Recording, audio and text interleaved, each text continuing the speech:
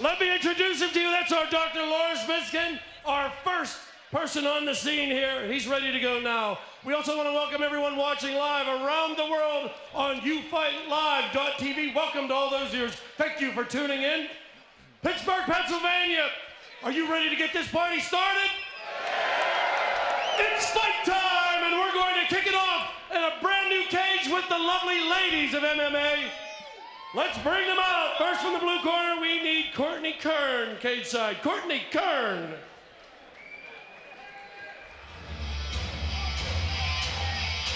All right, Derek, take a look at Courtney, as we pointed out before, mom of 4.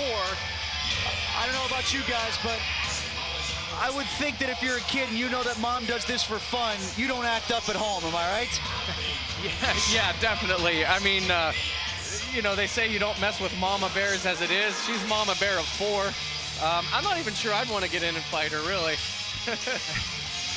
Adam, I'm sure you're a kid that never acted up at home, but it must be a lot easier to keep your kids in line when they know what you do for your pastime. And, you know, Courtney's someone who's been around this game a while, too, as we pointed out. She hasn't had a lot of fights, but she's been around MMA for a decent amount of time. And like I said, 36 years old, and this is something she loves to do. Oh, yeah, absolutely.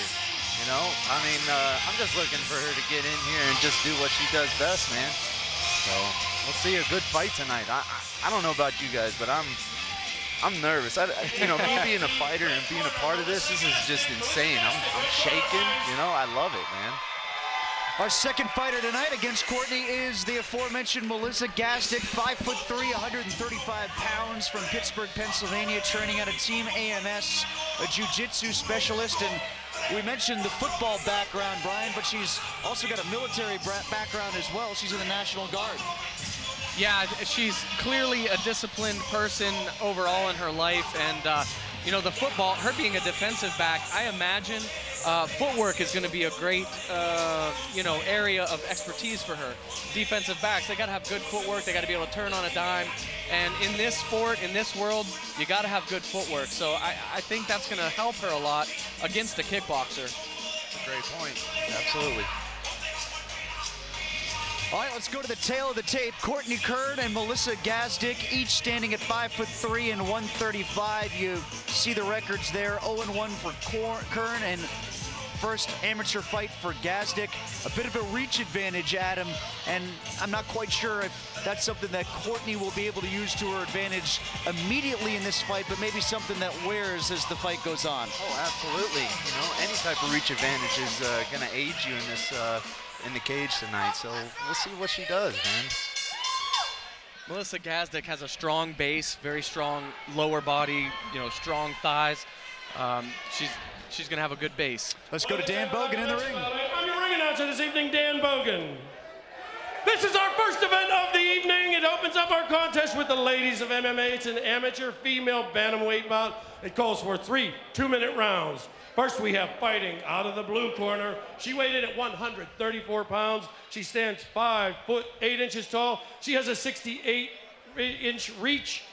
She is 0-1. She fights for legendary Team Evolution from Butler, Pennsylvania. Welcome, Courtney Standalone Kern. And her opponent, she weighed in at 134 pounds, also standing 5'3". She has a 63-inch reach. She's making her amateur debut. She fights for Team AMS from Pittsburgh, Pennsylvania. Welcome, Melissa Gasdick. Melissa Gasdick.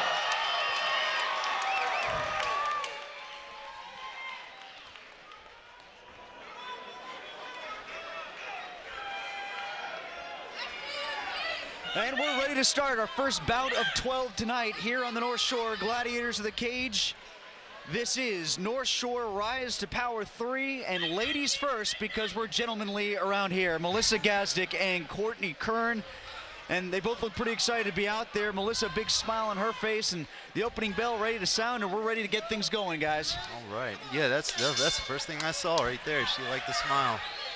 Something you have to wonder about is nerves on an amateur fighter. Superman punch right out of the gate. Oh, here comes that boxing by Kern. Nice straight punches by Gasdick. Now she's going for the takedown.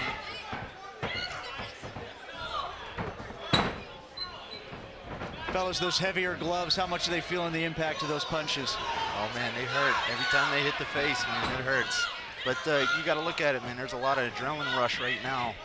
That's a big thing at the start of the fight. What they're trying to do is not get that adrenaline dump. If you get that adrenaline dump, you're going to get tired out real quickly. Yeah, you can really see it. It's pretty intense in there right now. They're really pulling out all the stops. Kern is just uncorking punches.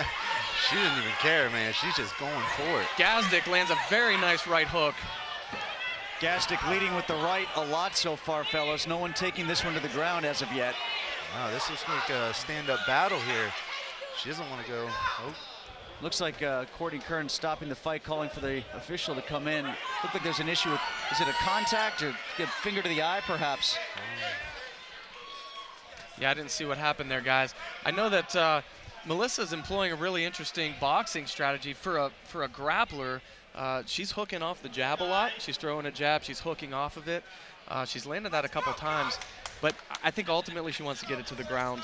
Right, absolutely. This might be a part of her game plan, though. She might be trying to catch her off guard.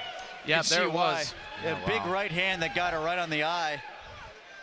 It sounds like she's consulting with the trainers and the coaches. Yeah, We've seen if her vision's impaired at all. Looks like it's going to go. All right. Guys, how normal is that for a fighter to call for a stop in the fight? Is that kosher? Or? Well, fighter safety is paramount in this. So she's looking for that right hand. Yeah, Melissa's really, I think she's got and Adam, you can speak to this. Like, she's really maybe needs to change levels a little bit, try to get under that length and try to secure that shot and get it to the ground. Absolutely.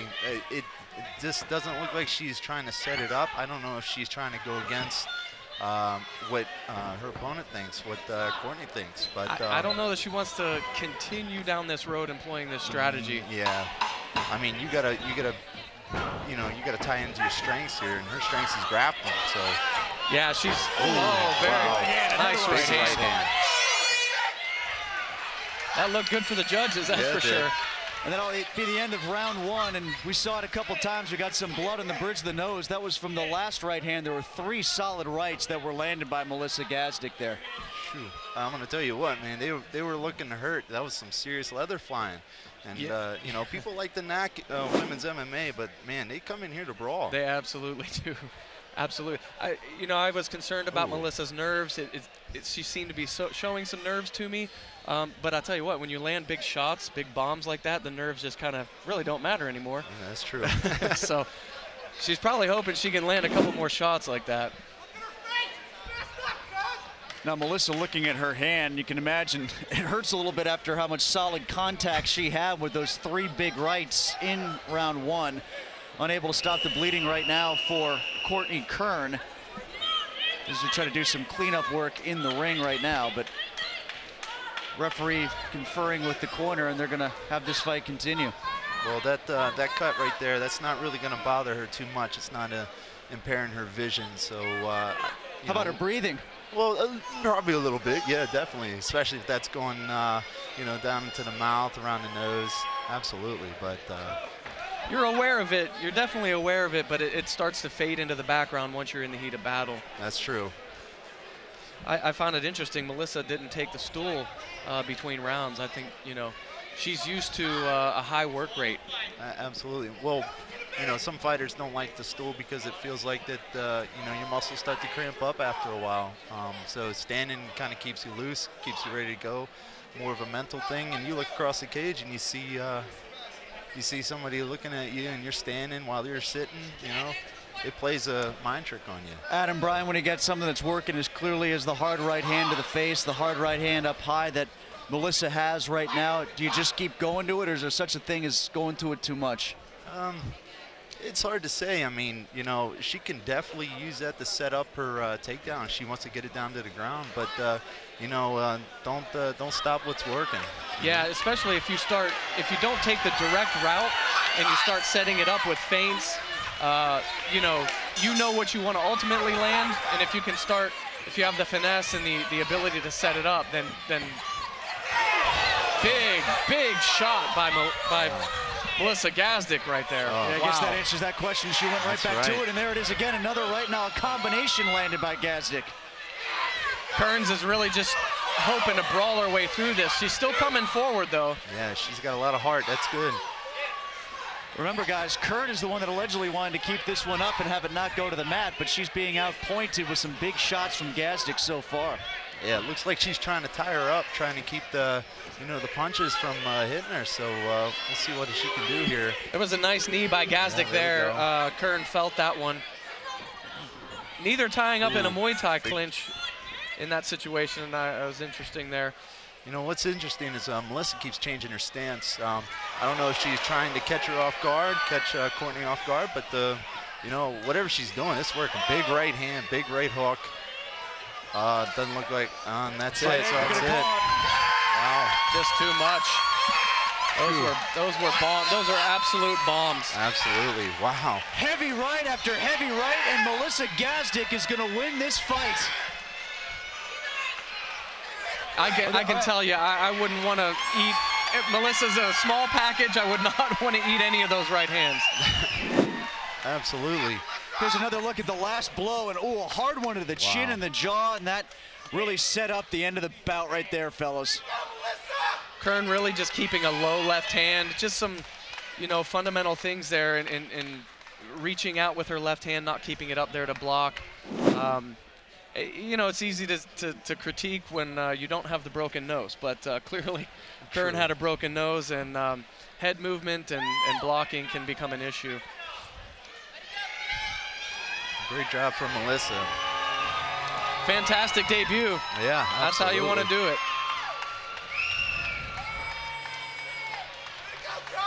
That's what happens when you get stuck training with guys all the time. My wife actually had a chance to do a little training with Melissa, and Melissa said to her it was the first time she ever trained with a girl. Wow. Yeah. So when you get drenched in somebody else's blood, as she is right now, I still imagine that's an all right feeling, knowing that you've just gotten the victory under your belt, right? Oh, absolutely. That's just that just adds to it. You're sitting there, and it's, as long as it's not your blood. Let's be honest on that one. No, she looks like she's having fun. And I think she's going to be something to watch out. In this sport. So. Yeah, absolutely. She probably won't even notice the blood until about 10 minutes from now. Boys, in your experience watching the women's fights, do they often stay up as much as they just did in this fight here, or is it more oftentimes to not go to the ground a bit quicker than that? I'd say it was about 50-50 last time. I mean, if you're at the higher levels, the professional levels, everybody knows Ronda Rousey. She likes to take it to the ground, but I'd say it's about a half and half right now. Let's go to the ring right now with Dan Bogan.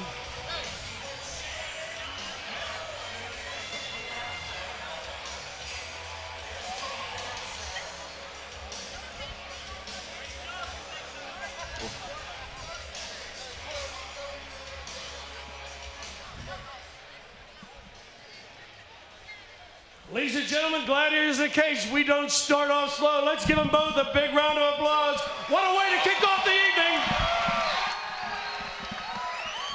Ladies and gentlemen, referee Chip Snyder has called a halt to the action at 1 minute and 3 seconds of the second round. Your winner due to technical knockout as a result of strikes, fighting out of the red corner, Melissa Gasdick! I would like to welcome Miss Katie O'Malley. The lovely and talented Katie O'Malley will be conducting interviews with the winners after each and every fight. Gasdick, all smiles. First victory in your first amateur fight. How's it feel? Good. That's all you got. Good. You're speechless. Yes. There was a lot of boxing. Obviously, heavy boxing. Is that typically your style? What were you thinking going into this, and how do you feel now that it's over? Not at all. Obviously, I just started stand-up a few months ago. My game is grappling in the ground, and I don't know if nerves got to me. I just kept swinging, doing what my coaches told me to do, and it worked. You drew blood first. Did that give you a little bit of confidence to keep fighting? No, I guess. All right, congratulations. We'll let you go get cleaned up. Tim, back to you. All right, thanks a lot, Katie O'Malley, our ring interviewer following each and every match tonight here on the North Shore Rise to Power 3 for Gladiators. of the cage. Katie has plenty of experience interviewing the Pittsburgh Penguins, and some of the European players will give those one-word answers as well. So actually some of the North American players will do the same thing, and I'm sure Katie has a story or two. All right, when we come back, plenty more from the North Shore. Rise to Power 3, Gladiators of the Cage.